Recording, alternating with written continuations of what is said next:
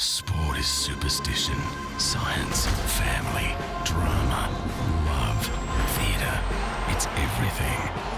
That's why we've made a betting brand for sports fans. That's Betr. Gamble responsibly.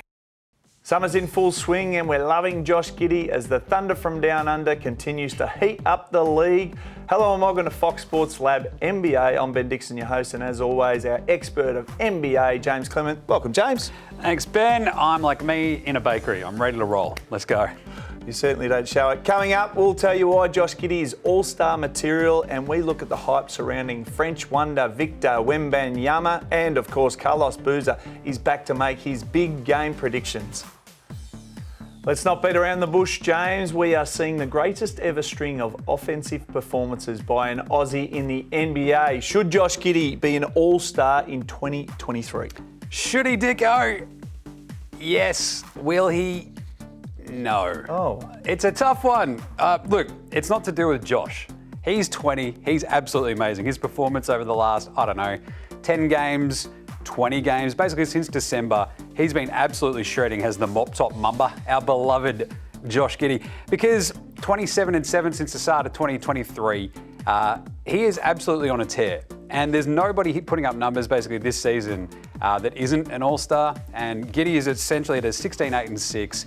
There's 6 other players basically in the NBA doing that. It's Luka, it's Joker, it's Sabonis, it's Siakam, and it's LeBron and Josh Giddey. So he's got these statistical markers right there. We saw him put up 28, 9 and 9 against the Nets with Ben Simmons ducking him. He didn't want to go against the mopped-up mumber himself. Ben Simmons then turned around and put up a triple-double. Wasn't as good as Josh's, but still. He hit a Dirk Nowitzki one-legged fadeaway the other day against the Bulls. He's absolutely tearing it up. 28 and 6 over his last 10. But he's going to get squeezed out. There's just too many good players in the West, especially guards, Dicko. If you take into account Luka Doncic, Ja Morant, Steph Curry. Never forget Steph, Shai Gilgeous-Alexander, his teammate, putting up over 30 points a game. You've got Dame Lillard. Never forget about Dame Lillard. Super popular. His former teammate, CJ McCollum, absolutely crushing at the moment for New Orleans. And De'Aaron Fox even for Sacramento. That's 7 names before we even get to Josh Giddey. Look, he's only in his second year, Dicko.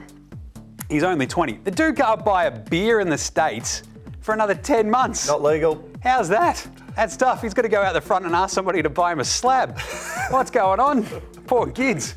Anyway, Giddey's dad, Waz's over there at the moment. But Aussie Larry Bird with better hair and not quite the shooting stroke has been incredible all season, but he probably won't make the All-Star team. But look, it probably doesn't matter. It's his second year. He's only 20. He just became the 4th NBA player in history to put up 1,000 points, 700 rebounds, and 500 assists in their first 100 games. The other ones, Luka Doncic, our man Ben Simmons, Grant Hill, who I've heard drink Sprite, and the mop-top mumber Josh Giddey. He's already hitting incredible historical markers. He's going to be fine. He just probably won't make the All-Star team this year, but he should, because he's awesome, an absolute legend already. I cannot believe you said that. We've ticked over the halfway mark of the season, so it's time for you to put your professor's hat on, James, and look at 2 divisions that are falling off the pace. Firstly, how are you marking teams in the Southeast where Miami and Atlanta are in the knockout fight? This is it. It is a bit chaos there in some of these divisions at the moment, Dicko. The Southeast is horrible. Absolutely horrible. If I want to put my halfway professor hat on, I'm going to give Miami, let's call it a B. Oh. They're fighting through injury this season, but they're just staying above 500. But the problem is, I'm just worried about Miami having the ceiling of basically any other team above them in the East. We've seen them make an Eastern Conference Finals last year. They just don't have the top-end talent, I think, to really duke it out with a team like Boston, Milwaukee, or even Brooklyn at this point. Following that, Atlanta, I'm going to give them a C+. They make the massive big splash for DeJounte Murray in the offseason, but their team's a mess. They just can't sort of put it all together. They can't kind of get on the same page. The C+ that I'm going to give Atlanta, it's just for a needs improvement. They look like they can sort of maybe keep turning this corner. There's a trade there for them to make, but definitely needs to pay more attention in class. I mean, I've heard that a few times in my life. Washington, they get a D for deplorable. They're just a 500 team that just sort of stink. It's like lose 3, win 3, lose 3, win 3, off we go. The other 2 bottom teams, Orlando, they get an incomplete because that team is fun. They're improving. They're showing us a lot with Paolo Banchero. Look, let's give it a B for they're meeting expectations for a young team. And Charlotte, they get an F for basketball, an F. Just a dirty big F because they suck. They stink.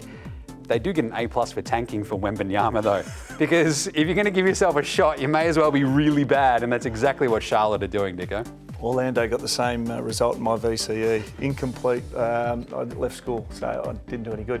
What about the logjam in the Pacific Division, though? So, do Sacramento deserve an early pass, Mark, and can the Warriors return to the top of the class? Well, look, to really extend this metaphor, and I think we've already pushed it past the point of breaking, but Sacramento get an A+ for being awesome. What a year for Sacramento.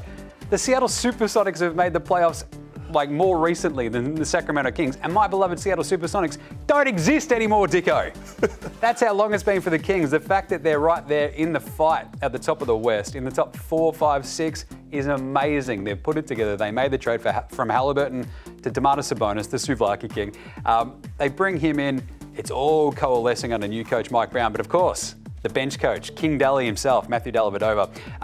But they're absolutely flying. They're like 4th best on the road in the NBA at the moment, the Kings. They're rolling, 13-7 against the spread, just saying that. But they also fire the laser. They shoot a laser beam into the sky to blind any passing aliens, Dicko, when they win. I love it. The Sacramento Kings get an A+ for entertainment and basketball product. The rest of the Pacific Division, it's like this. It's all squished. Because you've got the Clippers, a 500 team. They get a C+, maybe a C. They stink. Maybe. You've got to have Kawhi. You've got to have Paul George out there. If you don't know when your 2 best players are going to play, Dicko, you don't have much to sort of build on, I think, game to game. And you're seeing them with their lack of consistency and getting the best out of their role players. If you don't have your 2 like superstar wings game to game, it's really hard to sort of build that base of like knowing what everyone's doing. The Warriors, though, you mentioned the Warriors. They get a B to a B+. They've kept their head above water without Steph. He's now back. They can build the second half of the season and really build themselves a launch pad. We've talked about them being one of the worst away teams in the NBA. They have been. That's just started to change. They've actually won a couple in the last week. We'll see how they go. Fire up for the second half. Just put all the load back on Steph, on Clay, get into the playoffs, and anything can happen, right?